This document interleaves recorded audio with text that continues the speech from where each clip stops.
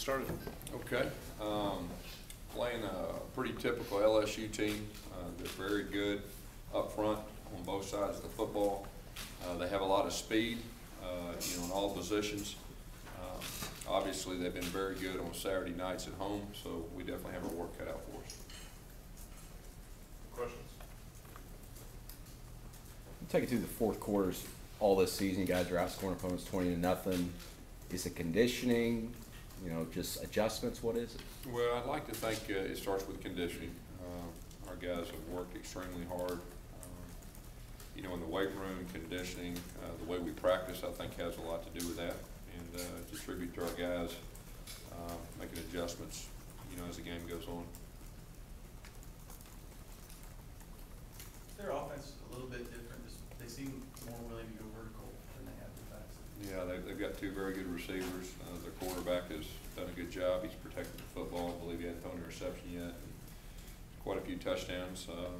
Anytime you couple that with a good running game, which they do have a very good running game, that's a challenge.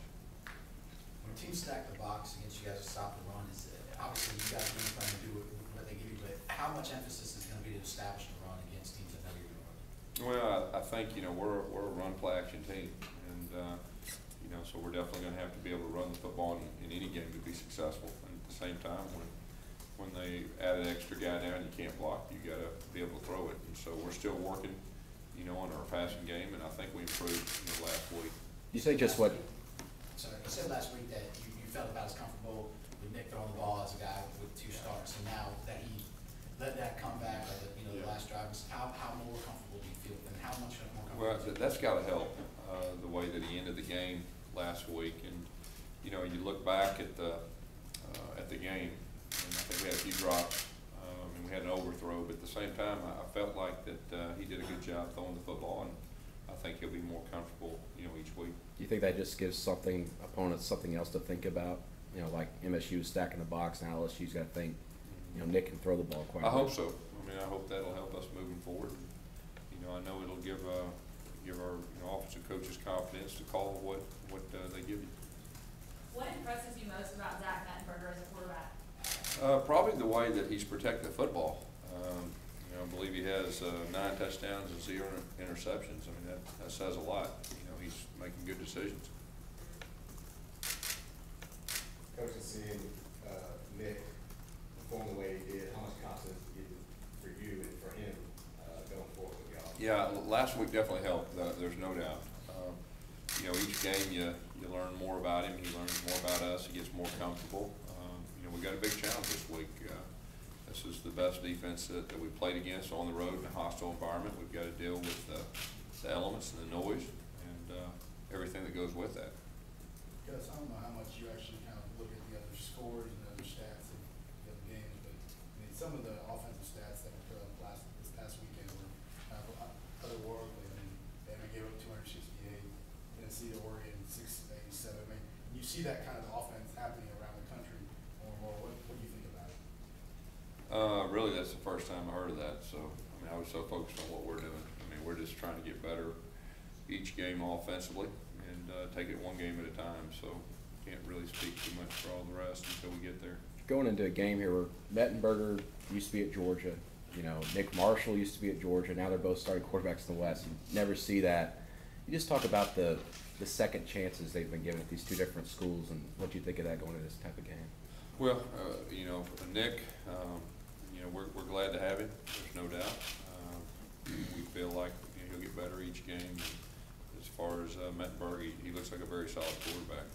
Gus, is it fair to say this is how much of a gauge are you reading into this game on the road? Yeah. With where your program is, and how do you view it? Yeah, I think it is a good gauge. Just like last week, playing an SEC team at home.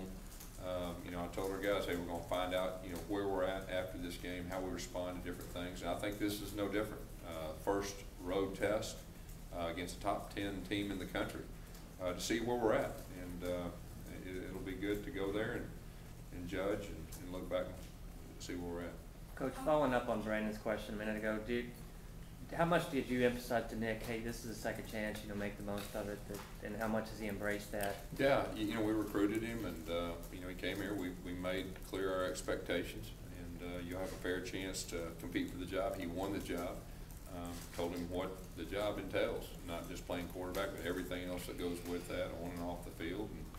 And he's done everything we've asked with a great attitude. You know, Coach Lashley's coached him extremely hard and been very demanding on him, and he's responded well. How's he been off the field? A lot of receivers were telling reporters after the game about just individual moments going up to him and saying, "You got this," and not just on the winning drive. He seems to be quite the leader, even though he's... Yeah, he is. He's kind of a quiet leader, but he doesn't get too high or too low. He stays calm and collective in all moments, and he's earned the respect of his teammates through his practice habits and the way he handles the stuff. Gus, LSU's defense has gotten off to quite a hot start, and there's always a perennial contender and whatnot. They lost a lot of personnel to the NFL last year, obviously. Is there a weakness you've been able to notice with all those losses in personnel, even though they're starting off quite hot? Is there a weakness you've been able to see? Yeah, I tell you what, they're few and far between. They've got good players at just about every position. They tackle well. They're very aggressive. You know, Coach Chavis is one of the best in the business, and that's the way he coaches. And his guys can run. I mean, they're probably one of the faster defenses in the country, and that's something you got to deal with. Gus, I mean, the SEC for the longest time, really, you know, with Alabama and some of those guys, were known as the defensive conference. You know, other conferences had the big stats. SEC is all defense. This year, not so much. What do you think of that? Well, you know, in the West specifically, I mean, it may be a week that a team gives up a lot of yards, but year in and year out, it's going to be the best defensive league in college football, and I still believe at the end of the day it will be. After the Saturday's game goes down, obviously the last couple of seconds, and some plays around the country where there were some controversial endings, have you had to reiterate the new rules of the final 2-second rules and things like that, and just to not only to yourself, your staff, but the players, just to go over those things? Yeah, the new rules with the clock, and if there's 2 seconds or 3 seconds, you know, we've addressed that numerous times in fall camp and periodically since the season started. You're always trying to play what if, you know, in the game situations. Have your guys prepared. We worked extremely hard on those situations, and hopefully when one comes up similar to that, we'll be prepared. It'll work out. How about your team's success in red zone? Those are 10 for 10 in scoring chances. Yeah, that's very important. We got a very good field goal kicker that helps with that. We protected the football down there going in, which is a big part of that. And we'll have to continue, you know, that kind of success in the red zone. Using the tight ends, obviously, you got them involved. CJ, obviously, and then Brandon with the catch on the 2-point conversion. Talk about just getting them more involved in the matchup problems that CJ does create.